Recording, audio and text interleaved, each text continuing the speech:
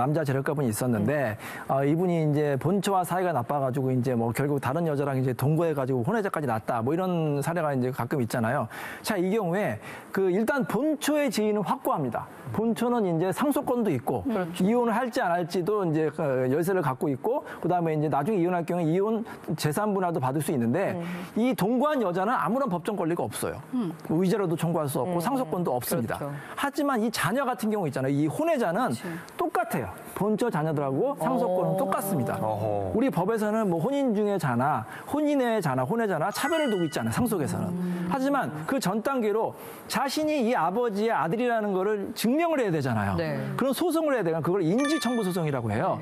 예를 들어서 아버지가 이 혼외자가 내 아이입니다. 이렇게 스스로 인지하는 경우 있잖아요. 그럴 경우에는 간단히 이제 신고만 하면 되는데 만약에 아버지가 협조를 하지 않을 경우에는 이 아들이 아버지를 상대로 소송을 할 수가 있는 거예요. 인지청구 소송을 해서 유전자 검사를 반드시 합니다.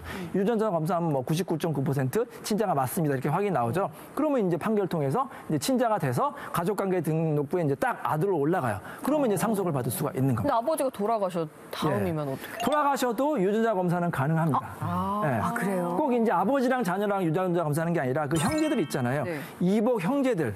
남성 같은 경우에는 이제 Y 염색체라고 있거든요. Y 염색체가 있기 때문에 유전자 검사가 좀 가능하고 근데 이제 남매나 자매 같은 경우에는 Y 염색체가 없기 때문에 조금 어렵다고 해요. 하지만 다른 방법도 있겠죠. 그래서 유전자 검사를 통해서 가능한데 이럴 수가 있어요. 만약에 이복 형제라든지 아버지가 살아 계셨는데 법원에서 아무리 유전자 검사를 권유해도 거부할 수가 있겠죠. 출석을 안 하거나. 안 하려고 하겠죠. 안 하려고 하겠죠. 유전자 검사를 하면 반드시 본인이 가서 머리카락도 뽑고 해야 되잖아요. 그럼 만약에 그 협조를 안 하면 어떻게 될까요?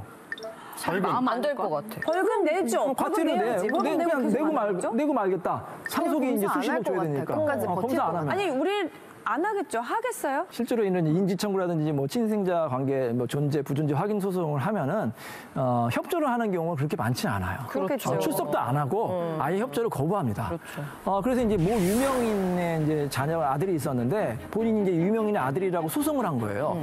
근데 그 유명인은 계속해서 이제 출석도 안 하고 협조를 거부했는데 판사가 그 유명인의 아들이 딱 법정에 입장하는 순간 다른 거 볼 것도 없구나.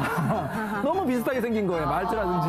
그래서 생긴 것도 보시고 또 뭐 그동안 그 이제 어머니, 그 생모랑 그 유명인과의 관계를 뭐 입증할 수 있는 여러 가지 증거들이 있잖아요. 그런 간접 증거들을 종합을 해서 유전자 검사 없어도 그 사람의 친자라고 확인하는 판결을 내릴 수가 있습니다. 닮지 않았으면요? 그럴 수도 있잖아요. 아니면 수술을 했어.